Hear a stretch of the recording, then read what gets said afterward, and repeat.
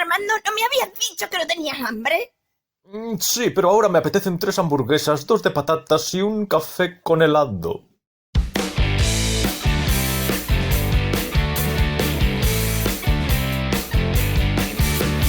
Hola a todos los que escucharon el programa anterior. Recordarán que hubo un pequeño fallo técnico que dejó el programa colgando. Sí, fue un fallo humano, Fue un fallo humano. A mí de repente me entró una llamada en el móvil y creo que sin querer le di a la barra espaciadora, que es la que detiene la grabación, y entonces, claro, mi grabación, yo dejé de grabarme a mí mismo, con lo cual Armando acabó despidiendo él el programa y tal, porque yo ya no estaba, yo me había salido sin querer de ahí. Y a mí se me habían ocurrido varias cosas que decir al hilo de lo que estaba diciendo Armando sobre los robots y la empatía y tal. Lo que pasa es que se me han olvidado. Entonces, Armando, si a ti te parece bien, ¿sí? Cuando ya haya editado ese episodio y esté publicado y tal, pues yo lo escucharé, tomaré notas y organizaré las ideas que se me ocurran, y en otro episodio, en un episodio futuro, pues intentaré exponerlas de una forma que creo que será más clara y más ordenada que si ahora, sobre la marcha, intento recordar lo que se me había ocurrido e intento, pues eso.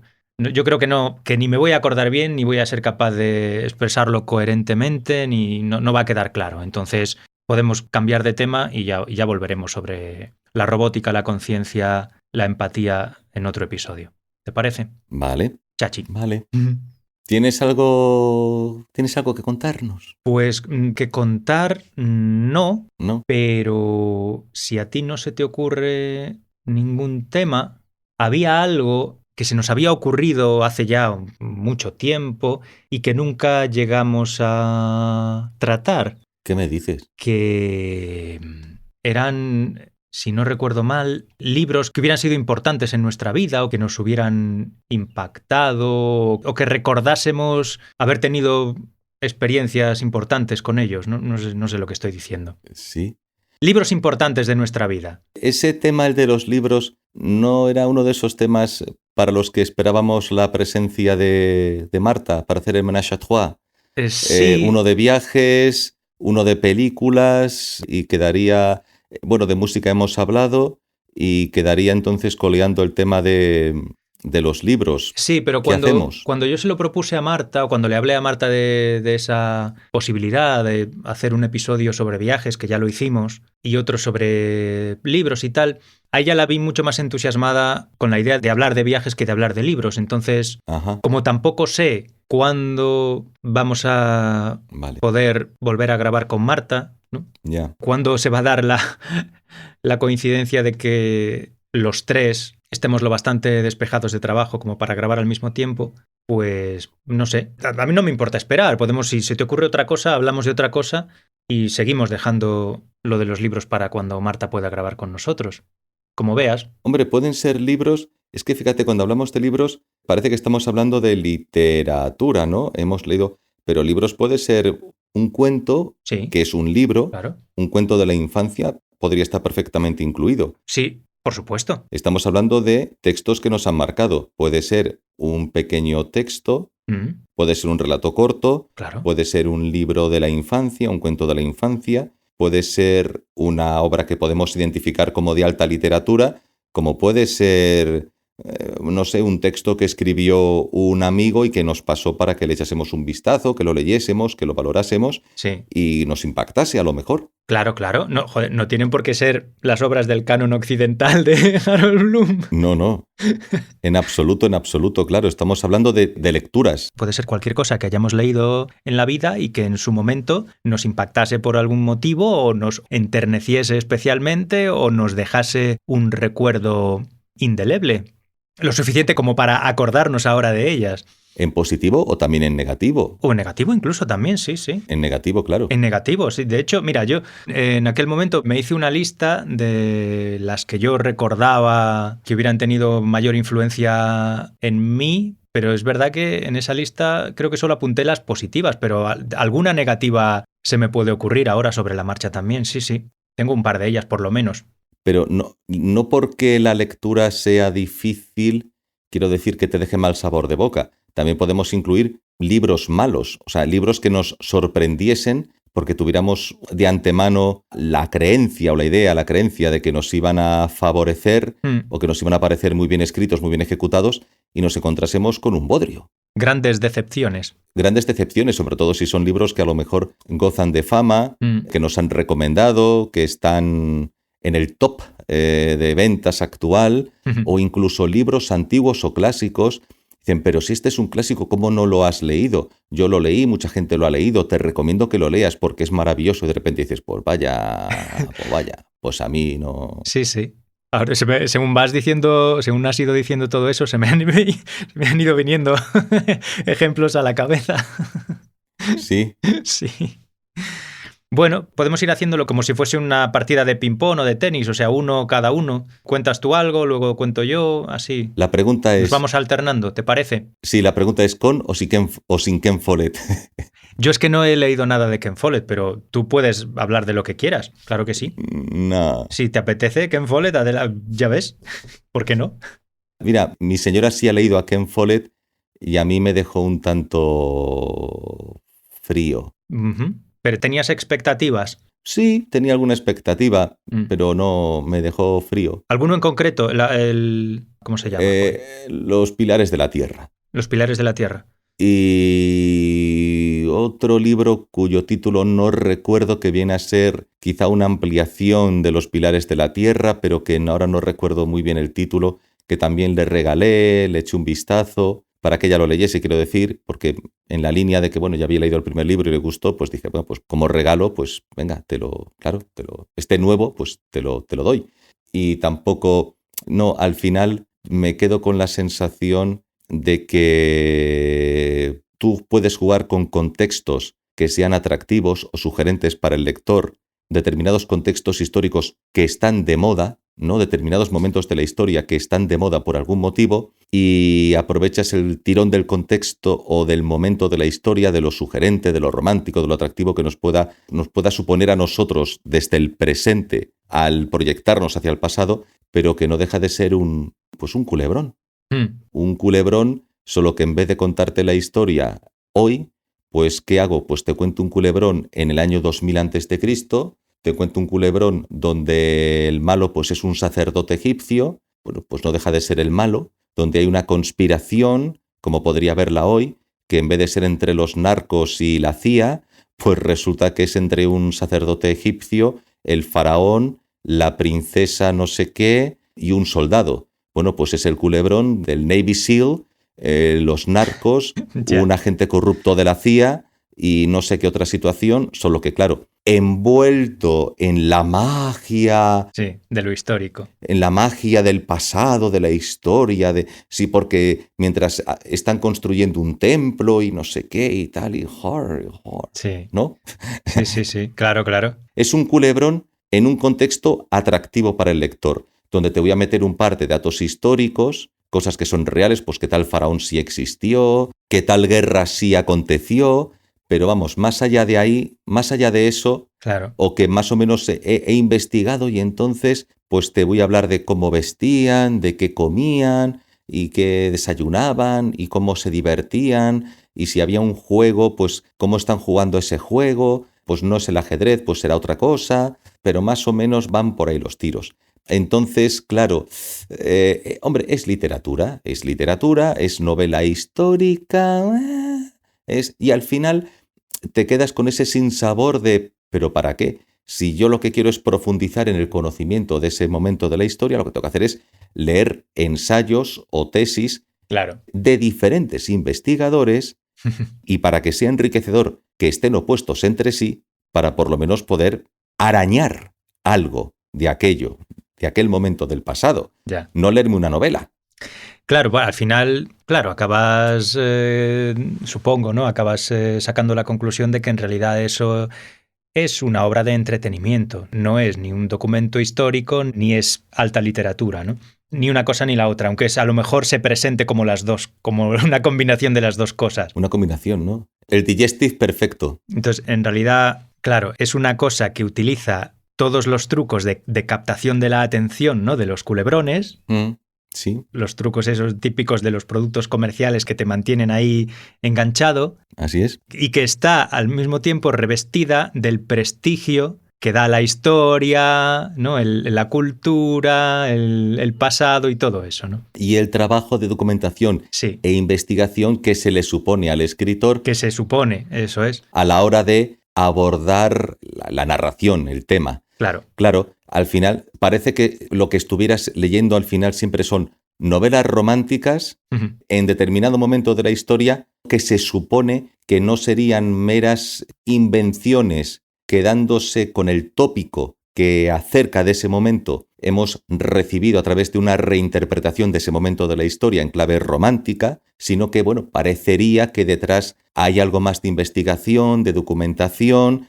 y leer la historia a la vez que te entretiene y a la vez que te enganchas porque hay algo, pues un personaje que pasa esto, pasa lo otro, tal cual, ¿no? Pues vives el momento, ¿no? Aprendes historia porque a través de la novela te sumerges, viajas como en una máquina del tiempo, llegas allí y ves cómo vivían y cómo sentían y cómo padecían, ¿no? Aquellos hombres y mujeres del pasado. Sí. Bueno, supongo que lo razonable es afrontar esa lectura sabiendo a qué vas, sabiendo con qué te vas a encontrar, con que, bueno, vas a enfrentarte con un objeto de entretenimiento, con un juguete, y ya está. No, quiero decir, no pedirle más. No. Espérate. Espera un segundín, por favor. Un segundo. No Sí. pares, ¿vale? No, lo sé.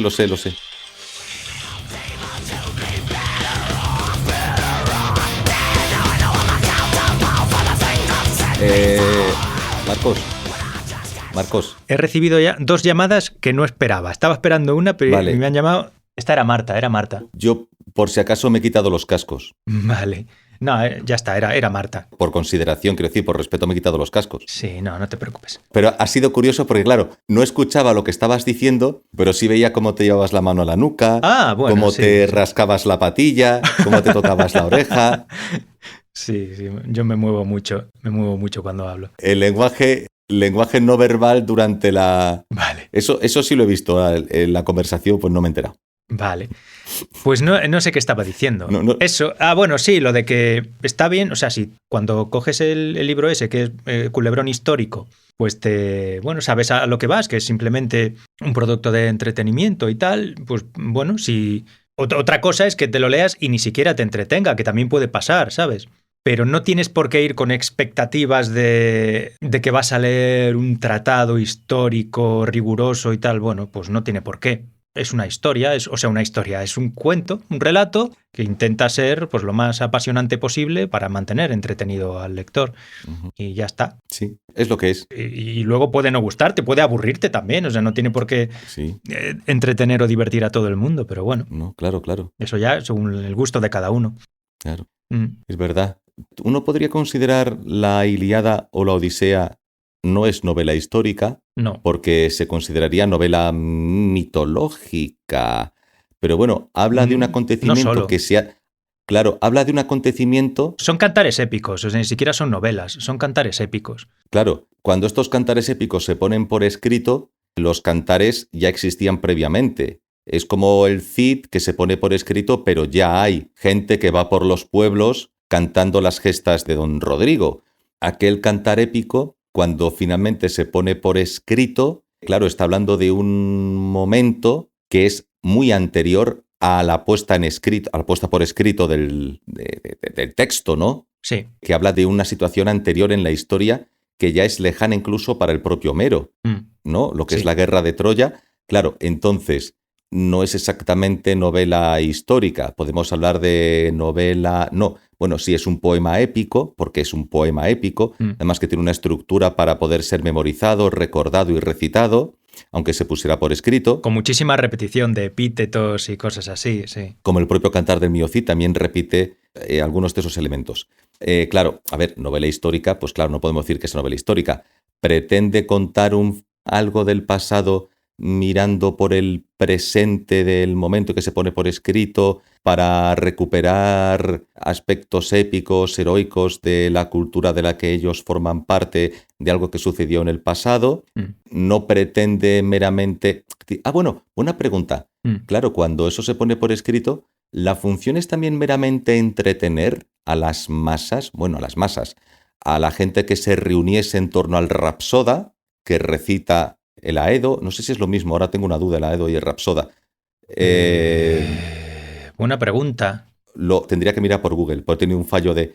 Pero bueno, en torno a los que están escuchando lo que esa persona está diciendo, lo está recitando, lo hace también meramente para entretener, porque acabas de hablar de Ken Follett, de Los Pilares de la Tierra, de literatura que tiene, novela histórica que tiene el propósito de entretener, y aquí no deja de haber un lío, claro. Es un culebrón, que raptan a Helena, que van a buscar a Helena, que Paris no suelta a Helena ni para atrás, que Héctor y Aquiles se enfrentan, que si Agamenón, que si Príamo... O sea, es un sin Dios. Es un sin Dios. Es un Claro, tú puedes presentar una historia también, por ejemplo, películas como Stalingrado, donde hay una pequeña historia de amor en el contexto del intento de toma de Stalingrado por parte de los alemanes, y la respuesta, claro, la gran respuesta, la gran apisonadora soviética, sí, en ese contexto, pero al fin y al cabo estás contando una historia de valentía, de heroicidad, de lo humano, de lo épico, ¿no? Y se parece que se va repitiendo con el propósito de entretener.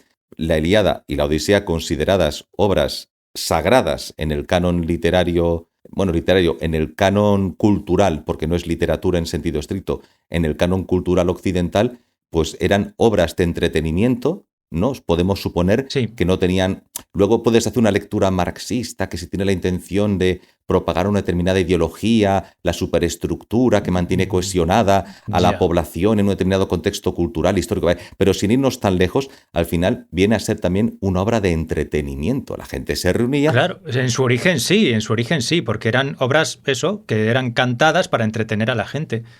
O sea, cantadas, recitadas, creo que acompañadas de música también. Mira, aquí en el artículo de Wikipedia de Aedo, he buscado Aedo en Google, y dice, se distinguían de los rapsodas más tardíos en que componían sus propias obras. Además, los rapsodas no tañen la cítara, sino que sostienen un bastón en la mano para marcar el ritmo del poema y no recitan cantando, sino levantando la voz a intervalos.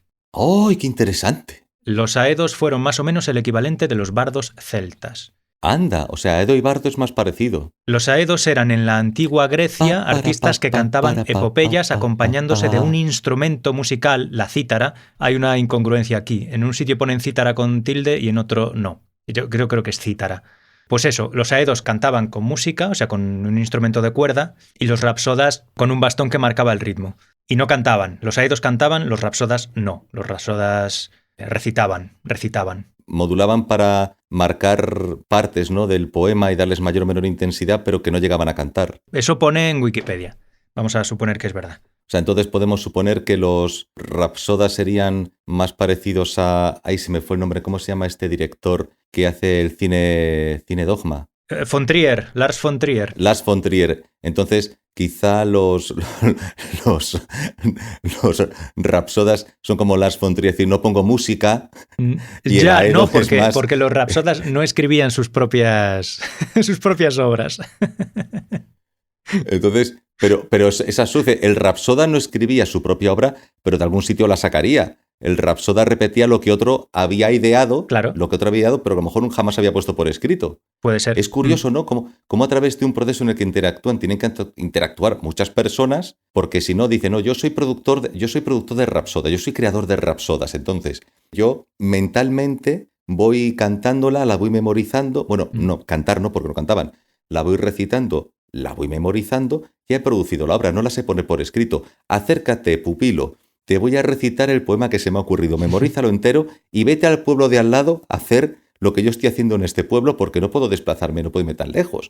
¿Cómo se come eso? Según Wikipedia, los rapsodas son posteriores a los aedos. No es que hubiese un aedo que componía la obra y luego se la daba al rapsoda para que la interpretase, ¿sabes? Son de una época posterior.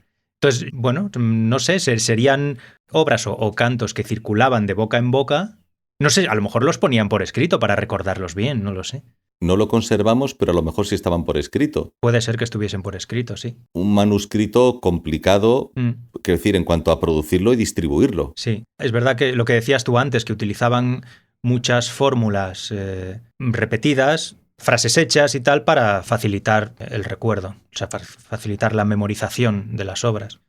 Y eso sí. Y volvemos al tema, también era pues entretenimiento, Sí, ¿no? sí, O sea, sí, al fin y sí. al cabo la gente se Claro quería que sí. entretener. Era a la vez entretenimiento, emoción, porque hay una historia humana detrás, ¿no? De emociones humanas, de interacciones humanas, de valentía, de cobardía, de todo, como puede ser una novela, una obra, incluso una película a día de hoy.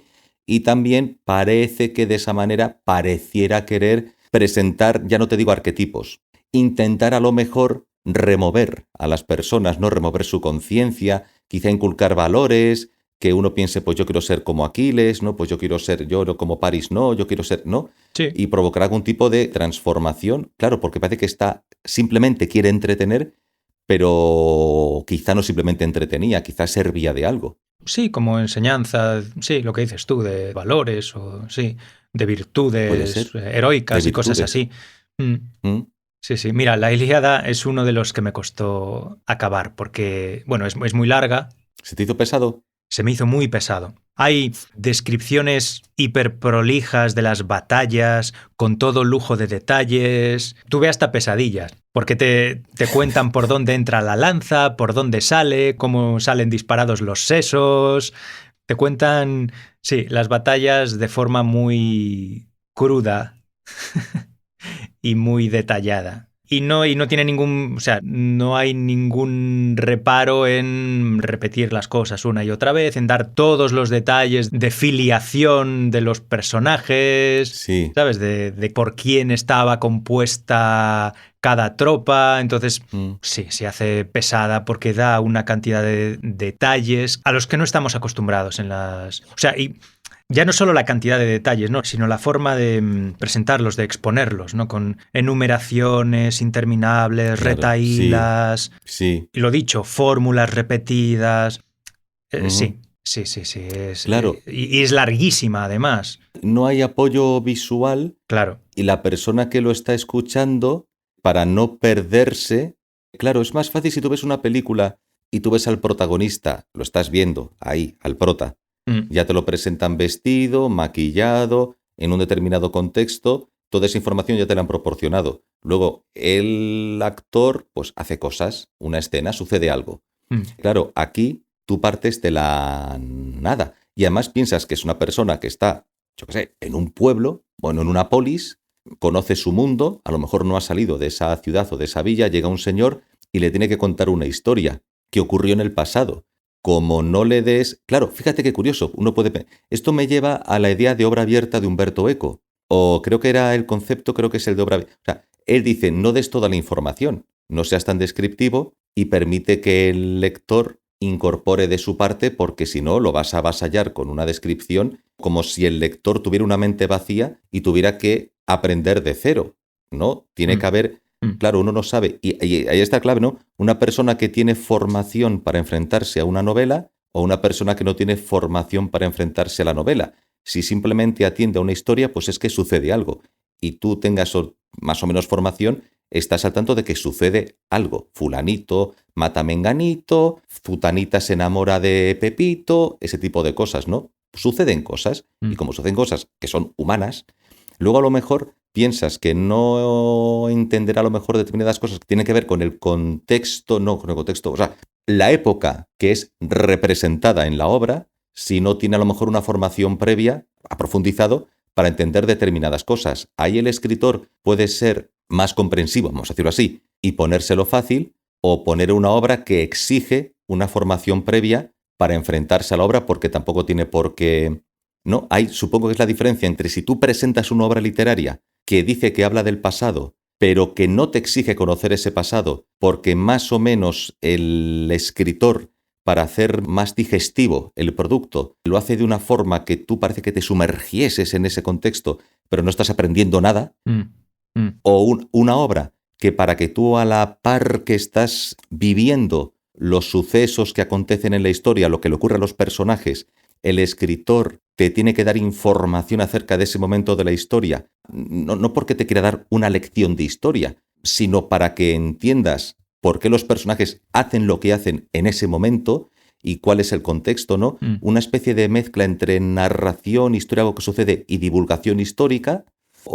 Claro, supongo que está la clave entre el escritor que es capaz de mezclar todo eso de una forma que resulta atractiva y no pesada, que a la vez que te está formando en el contexto, te entretiene con lo que le sucede a los personajes, o una persona dice, mira, no, yo te hago un ensayo histórico y ya está, no pretendo hacer una obra de divulgación, entretenimiento. O sea, la novela como un intento de mezclar divulgación y entretenimiento, porque parece que si no lo haces atractivo a través de una historia que hable de situaciones humanas con las que nos sintamos conectados, no vas a querer enfrentarte, no vas a querer leer un ensayo de historia, no vas a querer leer un libro de historia, quieres ver películas, ¿no? Sí. En este caso la novela es como una especie de película de entretenimiento, pero con algunos aspectos históricos para que tú pues, te formes y tal y cual, ¿no? Claro, sí, eso es lo que es una novela, pues si no, pues te vas directamente al libro de investigación histórica. Te vas al libro de investigación histórica. Claro. Pero bueno, eso, en el caso de... Yo creo que en el caso de la Ilíada se pierde mucho también con la traducción, no porque esté mal hecha, sino porque, claro, el original está en verso y en un tipo de verso que no sé si se conserva. Yo la leí en prosa, ¿vale? Pero también creo que hay versiones de la Ilíada que están traducidas en verso, pero yo no sé hasta qué punto se conserva el tipo exacto de verso que se utilizaba en griego, ¿no? Yeah. Y me da a mí que originariamente la forma que tenía la gente de percibir ese tipo de verso en el que se recitaba la Ilíada nos es muy ajena a nosotros. Sí. Hoy en día, sí. Esto es una intuición, mía, ¿no? Pero me da que sí. La Ilíada recitada en su momento, tal como estaba escrita o tal como se cantaba tradicionalmente, me da que sería mucho más entretenida que hoy leída por nosotros, ya sea en prosa o en verso, traducida. Porque se pierde el ritmo y el avance rítmico de la historia, el hincapié en los lugares, en las sílabas, en los que se hace hincapié en la versión original, en la alternancia entre sílabas breves y sílabas largas, todo eso en la traducción se pierde. Y seguramente eso formase parte de la experiencia completa de recibir esa historia en su momento, ¿no? Entonces nosotros nos quedamos con lo que pasa y con los detalles. Nos llegan la historia y los detalles, pero hay una parte de la experiencia completa que no nos llega. Claro. Y que creo que a una persona a la que sí le llegase, seguramente le haría más llevadera la experiencia completa. Es como si tú ahora ves una película, por ejemplo, tú ves La Guerra de las Galaxias. Le quitas la música. Claro, eso es. Y le quitas el sonido de las armas láser. ¿Tu experiencia va a ser la misma? No. En vez de en color, la ves en blanco y negro. ¿Tu experiencia va a ser la misma? No. O, claro, y sé lo que quieres decir. Al final dices, vale, uno usaba un instrumento musical, el otro no. Su instrumento musical a lo mejor era su voz. No cantaba, pero marcaba un ritmo que generaba una suerte de musicalidad. Aunque no era cantado como nosotros. Claro, también cuál es el límite, mira el rap, por ejemplo, cuál es el límite entre lo cantado y lo hablado. Sí, efectivamente. Pero el rap no es simplemente hablar, es... Claro, no es simplemente hablar. Es rapear. Es rapear. Hay un ritmo, hay una intención, hay un hincapié, hay... Claro. ¿Dónde está el límite entre estoy hablando y estoy cantando? Tú cantas ahora y dices, hombre, está cantando, se ve, es evidente, ¿no? Ha pasado a modo cantar. Si una persona simplemente está hablando, no, hombre, no está cantando porque solo está hablando. Pero, dices, vale, pero si yo hablo ahora, yo no sé si estoy o no estoy dando una determinada nota. Cuando yo hablo contigo, sí, yo entiendo, quiero creer que yo estoy hablando contigo y sin pretenderlo, si hubiera un dispositivo que pudiera recibir lo que yo estoy diciendo, a lo mejor resulta que dice, bueno, está dando una serie de notas. Sí, claro. Lo ha hecho inconscientemente. Habrá situaciones donde no haya nota. Habrá situaciones donde sea una nota sucia, vamos a decirlo así. Y habrá situaciones donde a lo mejor, sin pretenderlo, he dado una nota más limpia, más marcada. Sí. Pero a lo mejor hay notas. Vale. La persona que canta se supone que tiene previamente unas notas que tiene que reproducir cuando dice algo. Lo que dice tiene que estar dicho con esa nota que previamente se ha establecido como la nota que va a acompañar a esa palabra que conforma a la canción. Sí. O puede que no hable, puede que haga ja, jo, ja, ja, ja. Bueno, pues lo está haciendo y está dando una nota. Vale. En el caso de lo que tú dices, del que cantaba o el que recitaba ese poema épico, claro, yo no lo sé. No sé si alguien lo ha investigado. A lo mejor no está acompañado del instrumento, a lo mejor parece que no estaba cantando, que estaba recitando, pero estaba dando notas y estaba, aparte de marcando un ritmo, estaba musicalizando lo que decía a través de notas. No llega a cantar, no sé qué es cantar, o sea, yo puedo estar, vamos a escuchar la historia de Aquiles, el héroe. Hay un ritmo. Claro. Sí, y en griego lo que había era una organización de sílabas. En los versos de la Ilíada, pues había un esquema silábico.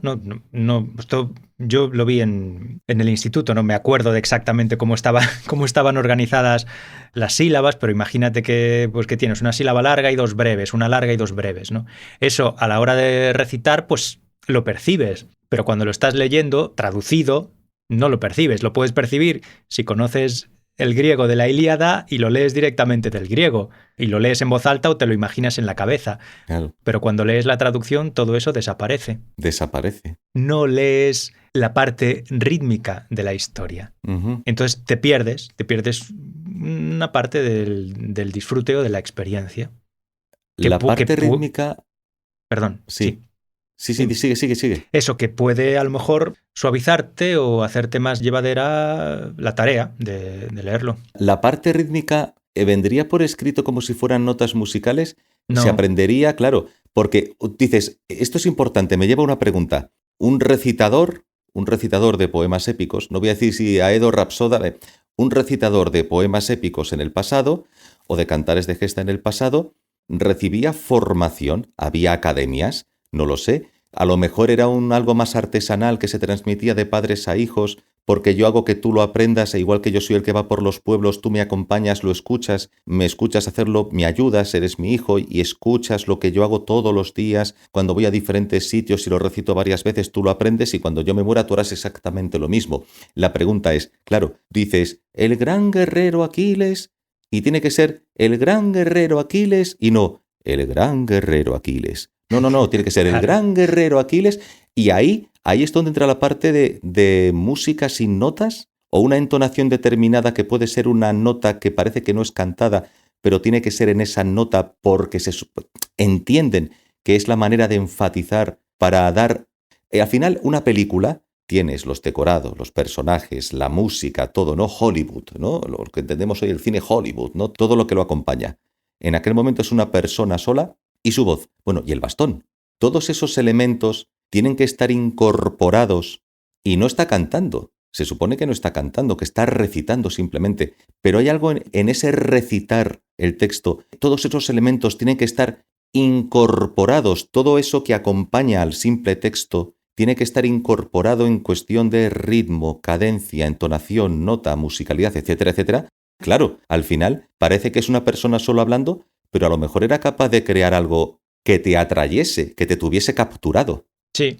Los habría mejores y peores, claro, como en todo, como en cualquier oficio, como hay actores mejores y peores. Es un recital, sí. Claro, y con el tema que decíamos de la obra, no es obra abierta, perdón, es que Umberto Eco tiene un concepto que es el de, se me ha ido ahora mismo, la idea de no des toda la información, no seas demasiado descriptivo, porque tienes que permitir que el lector incorpore de su propio background, no quiero usar un anglicismo, joder, no es un anglicismo siquiera, es la palabra inglesa. Propio acervo. Bagaje. Incorpore de su propio bagaje para completar determinados aspectos, porque si no la descripción es demasiado tediosa y el lector desconecta. Hay novela realista donde las descripciones son muy, valga la redundancia, descriptivas. Sí. Demasiada información, claro, casi como un antecedente del cine, ¿no? Ahora quiero darte toda la información que en el futuro, como se presentará a través de una imagen, ya no hará falta, incluso esa novela ya existe cuando ha surgido la fotografía. Que claro, una fotografía tú la ves y no hace falta pintar el cuadro. En unos segundos tienes todo lo que yo he querido capturar con la cámara, lo tienes ahí. Ahora resulta que, dices, ahora el escrito tendrá que ser lo suficientemente descriptivo como para que puedas embeberte de todos los detalles, porque si no parecería que te falta algo, ¿no? Que te están, oye, no me entero, ¿dónde estoy? Ahora te lo presenta la imagen, fin del problema, ya está, lo tienes en la imagen. A ver, todo depende también de la maestría con la que se haga. Habrá gente que sea capaz de dar muchos detalles sin aburrir y gente que aburra aunque dé pocos detalles. Puede ser, también. Quizá ahí también tiene que ver con la estructura. Quizá esa estructura de la Ilíada, de la Odisea, lo que nos parece a nosotros tremendamente tedioso y repetitivo, a lo mejor en aquel momento servía precisamente para no aburrir. Conseguía, no sé de qué manera, conseguía el Rapsoda decir, claro, es que esto tú lo necesitas. Claro. Es que soy yo solo contándote la historia. Claro. A lo mejor sí, podía ser una forma de que la mente del escuchante no se dispersase, o de mantenerlo centrado. ¿Sabes? Acuérdate de que este tío era este y tenía estas cualidades estos y era hijo de este. Y estas cualidades, estos atributos. Claro, y acuérdate de que las naves eran tantas y de que eran de esta forma y de que esto iba de que Aquiles estaba muy cabreado porque le habían quitado a una prisionera y bla, bla, bla, y bla, bla, bla, ¿sabes? Claro, era el recurso que tenían entonces para asegurarse de que la gente asumía el mensaje. Puede ser. Era a lo mejor una mezcla de esas dos cosas, de asegurarse de que el observador, el espectador, el escuchante, se acordaba de las cosas que le ibas contando y al mismo tiempo de que te acordabas tú para no dejarte ninguna. A lo mejor era una herramienta que también usaba el propio Rapsoda para no perderse, o el Aedo. No, eso seguro, eso sí que es sabido, o sea, eran trucos mnemotécnicos para poder ir recordando toda la historia, que no se te olvidase nada, para poder recordar el texto, porque claro, eso es larguísimo. Tú imagínate que era, yo qué sé, cuando eras niño, pues tu madre dice, léeme La Cenicienta, léeme Blancanieves, coge el libro y empieza... Blancanieves, la de la tez pálida, la chica dulce, se comió la manzana. Sí. La bruja recuerda el malvado ser de aspecto pérfido y atractivo, pero a la vez hace una gran maldad, no sé qué, que se transforma en bruja malvada. 3 minutos después, dices, le dio la manzana. Entonces, dice, joder, ni la primera página ya está el niño sobando. Sí, porque al final a veces es lo que se pretende, ¿no? que el niño se duerma cuanto antes. Tú has visto las películas de Disney. De niño a lo mejor no las viste y tu madre te leyó el cuento. A lo mejor ese cuento venía acompañado de fotos y tú lo leíste de niño, o era solo el cuento sin más, sin fotos. Tú estás funcionando con tus referentes, lo que tú has visto en tu interacción con la realidad, y puedes tener el texto de los Perrault sin... No, bueno, espera, ¿Perrault o los Grimm? Bueno, creo que son... Blancanieves creo que es de los Grimm. De los Grimm. Creo que sí. Y puedes tener el texto sin imágenes, sin fotografías, y lo estás leyendo con los referentes que tú tienes. En ese momento estás interactuando con la obra. Es curioso porque tú puedes estar interactuando con la obra que ha podido suceder en un momento del pasado. Si no has visto películas, si no has tenido información visual acerca de aquel momento de la historia y tú lees la historia, cuando tú piensas en el castillo, a lo mejor ese muchacho de según qué otro lugar y contexto, a lo mejor una persona que lee Blancanieves en la antigüedad y que, por ejemplo, ha llegado el libro a sus manos y es de la zona de Arabia, visualizará el castillo de Blancanieves como un palacio árabe. Claro, a menos que seas tremendamente descriptivo. Claro, salvo que esté muy descrito, muy bien descrito. Descrito con mucho detalle en el cuento. Sí. Va a haber un palacio árabe. Si le hablas de los enanitos, ¿va a pensar en los enanitos vestidos como nosotros, a menos que sea muy descriptivo? ¿O va a pensar en los enanitos y va a tener una shilaba? Ya. Los enanitos van a ir con shilaba. La propia Blancanieves, a lo mejor, si no especifica que no lleva velo, a lo mejor a Blancanieves le pone un velo. Ya. Claro. Ya, pues puede ser. Si no eres lo suficientemente descriptivo, pues lo que va a hacer si el niño escucha la historia es pensar en lo que él ya ha visto y asociar la historia a lo que ha visto. Claro. Claro. Sí. Rellenar con su propia experiencia, claro. Cuando en la India hacen las versiones de las películas occidentales al estilo Bollywood, ¿no? Que ha llenado Internet, ha llenado YouTube de vídeos de esas versiones, Dices, claro, te parece algo a ti hasta ridículo, te puede llegar a parecer. Dice, claro, pero es que es desde mi visión, desde mis esquemas, mis relatos, mis historias, mi forma de contar las historias, de contar los relatos, de contar las cosas, de narrar, que yo te voy a narrar Robocop de esta manera, a la manera india, que yo te voy a narrar Superman a la manera india. Dices, y aparecen bailando, y aparecen cantando y bailando. Ya, pues no sé por qué te parece tan gracioso, porque tú tienes películas de un género llamado musical donde los personajes de repente se ponen a cantar y bailar. La diferencia es que yo he puesto a cantar y a bailar a Superman. Y los productores de Hollywood decidieron que Superman y Lois Lane no iban a cantar y a bailar. Pero si yo hago un musical de Superman, en Broadway sale un tío disfrazado de Superman que va a cantar y va a bailar con Lois Lane. Claro, es cierto que por el contraste te resulta ridículo, pero tiene sentido. Claro, tiene sentido. Tú decides si esos van a cantar o bailar o no lo van a hacer. Si lo hacen ya es un musical. Ya corresponde a ese género. La ópera, la zarzuela en España, ¿ves? El musical, Broadway, ajá. Luego, trasladado al cine, dices, vale, ¿te parece gracioso ver a Robocop que de repente se ponga a bailar y a cantar? O ver a Rambo que de repente se ponga a hacer las cosas de esa manera. Es una falta de costumbre. Yo he trasladado lo que tú has hecho, lo he trasladado a mis patrones. Lo he hecho con un presupuesto inferior y a lo mejor eso te resulta gracioso por el contraste de un producto ya terminado, ya hecho, con un determinado presupuesto, una determinada técnica cinematográfica, que yo con mi presupuesto y con mi técnica traslado a mi realidad y queda de esa manera. Pero los patrones se están... Yo estoy llevando esto a mis patrones, solo que no tengo tanto presupuesto como tú. A lo mejor si tuviera tanto presupuesto o la industria Bueno, Bollywood tiene una industria acojonante, pero cuando ves estas películas de... Vale, no estoy criticando, al contrario, Bollywood es una industria cinematográfica brutal, es brutal. Pero cuando ves estas películas antiguas un poco chuscas del Superman, con ese croma así bailando con Lois Lane, que se ve que realmente están de pie, bailando y parece que están flotando. Dices, si a lo mejor hubieran tenido un presupuesto o una capacidad técnica distinta, a lo mejor, o hubieran tenido efectos digitales como los tenemos hoy, hubieran puesto tranquilamente a Superman y a Lois Lane bailando y moviéndose y contondeándose y cantando en una imagen, en una escena que técnicamente es preciosa. O sea, estéticamente... Ya, un tigre y dragón, ¿no? Tigre y dragón, que no te chirría de esa manera, solo que los presentan de esa manera. Es curioso. Lo he dejado caer. Pero vuelvo al tema ese de la obra abierta, la información, lo sobrecargada que estaba la Ilíada y la Odisea. Ahora un cuento no está tan sobrecargado, no es tan descriptivo, pero volvemos a lo mismo. Si un niño de China no ha visto las películas de Disney y llega a sus manos un cuento, él va a ver a Blancanieves de una manera distinta como tú la has visto. Como tú la has visto ya a través de la película, a través de las imágenes que acompañaban al texto, si el cuento tenía imágenes, para que tú también pudieras interactuar, ver las imágenes, ver los textos.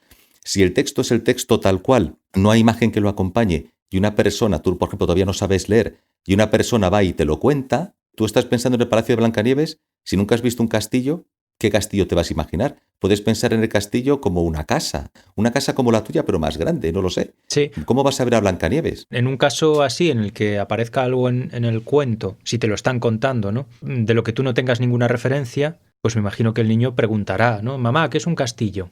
Y entonces la madre, pues dentro de sus posibilidades, pues se lo explicará. Entonces el niño se hará esa idea de lo que es un castillo. Tendrá ya un concepto de castillo. Claro, sí.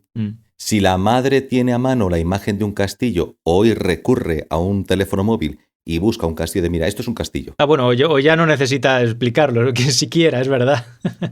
Es esto. Claro, pero ahora porque tiene, mira, esto es un castillo, no necesita ni siquiera describirlo, sino tiene una imagen de un castillo como podría pasar en la antigüedad. No, es que no tengo un cuadro de un castillo, no tengo una imagen de un castillo, no hay un castillo cerca que tú hayas visto nunca, aquí no hay castillos cerca. ¿Cómo coño te explico que es un castillo? Sobre todo si la madre, para empezar, entiende lo que es un castillo. Sí. Porque a lo mejor el texto ha llegado a sus manos. Dirá, bueno, pues será la residencia, ¿no? Porque parece la casa, ¿no? La residencia. La imagen mental que tenemos de la Cenicienta proviene de la película, proviene de cuentos, recibimos el texto a lo mejor sin todos esos referentes. ¿Y cómo nos imaginamos a Blancanieves? Bueno, tenía el rostro blanco como la nieve. Un señor que nunca ha visto la nieve, ¿cómo coño sabe que es la nieve? ¿Es capaz de interpretar Blancanieves? Hombre, si Blancanieves es de los hermanos Grimm, en Alemania me imagino que todo el mundo habría visto la nieve en un momento u otro. Claro, Blancanieves de los hermanos Grimm. La Ilíada y la Odisea, tan descriptiva, qué curioso, porque se supone que está contada a personas que han nacido con posterioridad al momento al que hace referencia el relato, pero que suponemos o podemos suponer que el mundo en el que viven no es tan distinto. Hay guerreros, hay soldados, en la polis. Me lleva una duda acerca de la veracidad o no de lo que está reflejando ese poema épico. Porque ¿por qué tiene que ser tan descriptivo si las transformaciones que ha habido en esa sociedad, que sigue siendo agricultura, ganadería, alfarería, edificación, fortificación? No digo que sea tan descriptivo, igual me he expresado mal antes, en cuanto a los detalles de los objetos, sino que se detiene mucho en contar la acción, en dar... Quiere que te metas en la batalla, quiere que sientas la sangre, el sudor. Sí, por supuesto, las batallas las cuentan con todo detalle, luego la relación de personajes, ¿no? De participantes ahí, y entonces llegó no sé quién, que era hijo de no sé cuánto, e hizo esto. Y llegó el otro y le metió la lanza por no sé dónde y entonces cayó al suelo y su espíritu abandonó su cuerpo. Todo eso una y otra vez. O sea, no hay ningún reparo en retomar el relato de lo mismo una y otra vez y en hablarte de la cantidad que haga falta de personajes implicados y en recordarte que el mar es negro y las naves y no sé qué. No es necesariamente que haya una exposición detallada de elementos para acercarlos a un público más actual que a lo mejor ha olvidado cómo eran las cosas en aquellos tiempos pretéritos. Los elementos son los mismos. Una embarcación de guerra, claro. Una muralla, una fortificación, una espada, Claro. No es que te expliquen hasta la última tabla, ¿no?, con la que se ha construido la nave, sino que te cuentan pues quién estaba ahí, con cuánta gente venía, cuántas naves llevaba, quiénes iban en sus naves. Y luego, pues eso, todos los detalles de cómo se enfrenta en la batalla y cómo pasa de estar vivo a estar muerto. Todo eso, sí, se cuenta con una infinidad de detalles que, a mí se me hizo pesada e indigesta. También ya te digo que tuve alguna pesadilla. Es un cantar épico y tiene la sensación de que parece que quisiera hacer una especie de documental. Sí, un poco. Sí, efectivamente. Exacto. Pero como el género documental no existe y no puede producir una película porque no hay forma en ese momento de producir una película, lo más parecido a hacerte la película documental sobre la guerra de Troya es esto. Eso es. Por un lado está el documental y luego también se insiste mucho en las emociones de los personajes, eso también. Pues es una mezcla de cosas, pero sí, sí, es como un documental muy largo.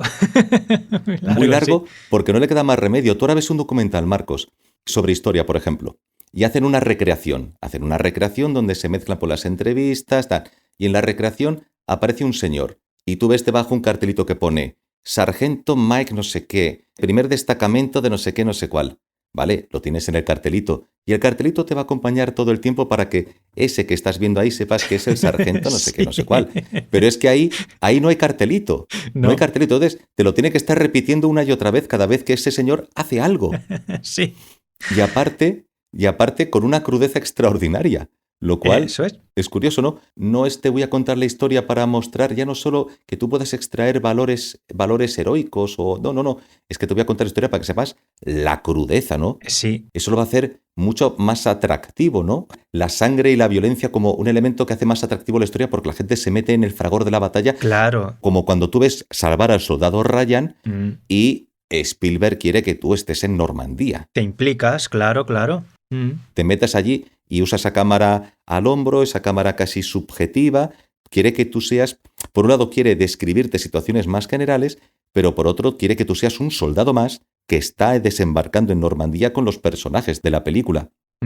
Eso es. Pero lo que le decía antes, claro, ¿cómo trasladas una especie de película documental que parece que quiere ser un registro, como si alguien hubiera ido con una cámara a grabar la guerra de Troya y quedó registrado de esa manera, pero no se puede recuperar la imagen. O sea, tú puedes ver la imagen, pero de esa cámara que registró todo, tú ves la imagen, pero no puedes compartirla con otros. No puedes llevarla a la pantalla de un cine. Es como si tú lo hubieras visto. Y de repente tienes que convertirlo en un texto porque no quieres dejarte nada y quieres que todo el mundo entienda quién es quién, lo que hizo y la crudeza de lo sucedido. Sí.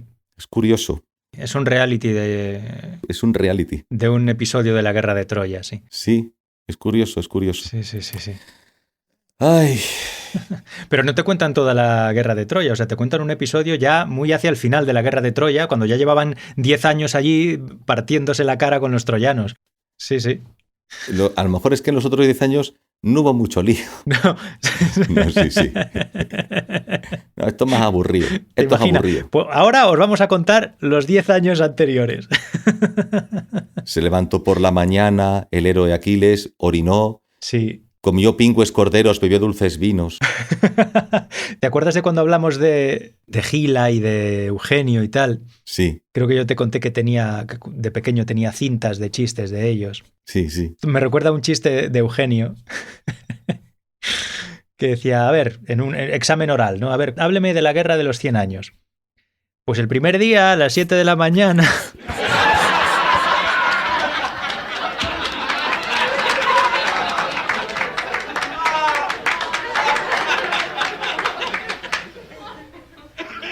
En fin. En fin, Pilarín. Llevamos 1 hora de grabación, Marco. Bueno, y hemos hablado de un libro, bueno, de 2, Los Pilares de la Tierra y la Ilíada. Sí, pero realmente sí, lo hemos mezclado. Creo que ha salido algo interesante, como siempre sin proponérnoslo. Bueno, interesante, tampoco divulgación no ha sido. Curiosidad, ¿no? Sí, bueno, pues sí, comentarios personales como lo que hacemos nosotros, sí. Sí, un poco así de aquella manera. Sí. Desbarrar sobre lo que se nos va ocurriendo. Si ha servido para que alguien se anime a leer la Ilíada y la Odisea. No sé yo si los hemos animado mucho a eso. Sí, pues divertido. A lo mejor te lo pones de esa manera y ayuda a caer frito en 5 minutos. Dice, mira. La Odisea es más entretenida, es más de aventuras. Sí, claro, es que de la Odisea, ostras, que la Odisea también daría para... Sí, esa la leí hace más tiempo y no me acuerdo bien, pero bueno. Sí. Pero sí, era más entretenida, es casi como una novela de aventuras. La Odisea se parece más a una novela de aventuras. Sí. La Ilíada es más bien una especie de novela coral. Es más bien la presentación. Sí, puede haber personajes que tengan más presencia o más peso que otros, pero viene a ser casi una especie casi como de texto coral que te habla de lo sucedido. Y un poco lo que decías tú, ¿eh? O sea, es como un documental Sí. sobre un suceso concreto de la Guerra de Troya, que es cuando Aquiles decide unirse a la batalla, decide volver a participar en la guerra porque han matado a su amigo. Aquiles se había retirado de la batalla porque Agamenón le había quitado a una prisionera de guerra que él había convertido en su amante y tal, ¿no? Agamenón se la quita y entonces él dice, pues ya no peleo más. Y claro, como Aquiles, que era el guerrero más fuerte de los griegos, El más necesario. no estaba en la batalla, pues les estaban dando pal pelo. Entonces eso, van a pedirle que por favor, que se vuelva a incorporar a la batalla, pero le dice, no, de eso nada. O sea, a mí mientras no se me ha agraviado y apañaos vosotros, sin mí. Pero luego pues se cargan a Patroclo, que era su amigo del alma, y entonces dice, ahora sí, ahora os vais a cagar. Claro, así. It's personal. Y efectivamente, sí, ahora es personal. Ahora es personal. Y es un documental, la Ilíada es un documental sobre eso. Pero tiene ese elemento, me parece más coral, mientras que la Odisea nos resulta más familiar en cuanto a la forma de hacer películas o novelas a día de hoy. Incluso la literatura del pasado, cuando digo del pasado de unos siglos a esta parte, nos resulta más familiar. Más familiar quizá. La Ilíada se mueve en otro terreno, la Odisea es distinta. Se parece más a las novelas de hoy y a las películas, sí, de hoy. Bueno, a las películas de hoy, como si hubiera habido películas antaño. Pero, sí, la Ilíada parece más bien una película de Berlanga, ¿no? Todos ahí Todos a Troya, ¿no? Todos a Troya. Todos a Troya, ¿no? La Ilíada parece eso, ¿no? Como una especie de película de Berlanga, donde van todos, siempre hay mucha gente, Sí. pero ¿quién es el prota? Sí, parece que uno tiene más peso que otro, pero ahí están todos. Venga, gente ahí alrededor que van todos en grupo haciendo cosas. Sí, sí. Y luego parece que la Odisea parece que se parece más al cine Hollywood, ¿no? El prota, el héroe. Sí, Sí. curioso. Marcos, 1 hora, casi 10 minutos. Me da miedo. Pues no sé, si quieres paramos podemos parar y si te animas a grabar otro más, pues ya podemos tener una conversación un poquito más ágil sobre lo que dijimos antes, ¿no? Sobre libros que nos hayan dejado un recuerdo especial. Sí, En vez de centrarnos tanto a lo mejor en uno o dos, pues ir pasando un poquito más por encima y decir eso, sí. resumidamente, pues qué nos impactó de cada libro en concreto Vale, o qué nos espantó de cada libro. vale. ¿Te parece? Pero podemos cerrar este archivo, abrir otro. Hacemos un descansito si quieres de 10 minutos. Un break. Vale, Muy bien. Vale, ya empiezo a notar un poquito el cansancio, pero yo creo que por eso precisamente es mejor hablar de los libros que nos han impactado, precisamente porque no hay que lucubrar demasiado. Es Claro. libros ya leídos sobre los que podamos decir algo. Bien, me parece una idea fantástica. Sí, no hay que discurrir, sino simplemente recordar. No hay que discurrir, sino simplemente recordar. Le damos al stop. Bueno, followers, maravillaros ante la hija de la mañana, la aurora de rosáceos dedos, bebed dulces vinos y comed pingües corderos. Dedicad, no sé. dedicad hecatombes a los dioses. Dedicad tiempo para formaros y alcanzar la sabiduría de Atenea, la de los ojos de lechuza y todas esas mandangas. No sé si lo he dicho bien, estoy tirando de memoria. Bueno, Muy bien. Sí, estoy impresionado, la verdad. ¿sí? Sí. Bueno, Muy bien. que en buena hora ciñó espada. Sí, también. Sí. Aquiles, el de los pies ligeros. También. O no, el de los pies ligeros era Ulises. No, el de los pies ligeros no, yo soy el de los pies ligeros, ¿no? ¿Era Aquiles o era Ulises? No es Hermes como divinidad de los pies ligeros. Ah, joder, entonces estoy mezclando cosas. Ulises era el de muchas mañas. No vamos a cagarla por si acaso. Sí. El de los pies ligeros. Rico en ardides. Bueno. De todas maneras, un apunte. Date cuenta de que es muy chulo el Aquiles, pero luego quien se lleva la palma es otro. Que se lleva la palma. Hombre, a Aquiles, sí, spoiler, a Aquiles lo matan, sí. Sí. Uh-huh. Aquiles lo O matan. sea, el que se lleva la palma es otro. Que actúa no tanto actúa más a través del ingenio que de aquí mis cojones. Sí. Aquí no hay más cojones que los míos. Claro, sí. Aquiles dependía totalmente de su invulnerabilidad. O sea, de ser muy bruto y de ser invulnerable, claro, así cualquiera. Sí. Así cualquiera. Sí, yo también, o sea, si fuese invulnerable yo también haría. Es curioso, es como si Aquiles representase el equivalente al superhéroe que finalmente encuentra a alguien cuál es su kriptonita y acaba con él. Eso es. Pero como tiene ese superpoder, hasta que no encuentran su kriptonita y cuando la encuentran no hay nada que hacer. Claro. Desaparece de escena. Sí. Mientras que el otro es consciente de su humanidad y es consciente de sus debilidades y sus fortalezas, de manera que tiene que utilizar el ingenio porque sabe que solo a través del ingenio van a poder tener éxito en la toma de la ciudad. Aquiles es Superman y Ulises u Odiseo es MacGyver. Es MacGyver. Bueno, es una mezcla. Aquiles sería Superman, Ulises sería una mezcla entre MacGyver y Batman. Sí, es verdad. ¿No? Sí, porque Bruto también es un rato, o sea, no se corta a la hora de repartir. Ulises sería Iron Man. El traje de Iron Man es el caballo. ¿El caballo? Porque El caballo de Troya. El caballo de Troya fue idea de Ulises, puede ser. No sé si fue idea de Ulises, pero bueno. Después sí, tiene sentido, Marcos, sí. 1 hora y 12. Ay, Vale. qué pena. Bueno, seguimos luego. Vale, volvemos dentro de nada. Volvemos dentro de. No, sí, de lo que sea, el tiempo venga, que me lleve. Venga, followers, editar. bye. Chao. Ostras, pero venga, chao. Chao.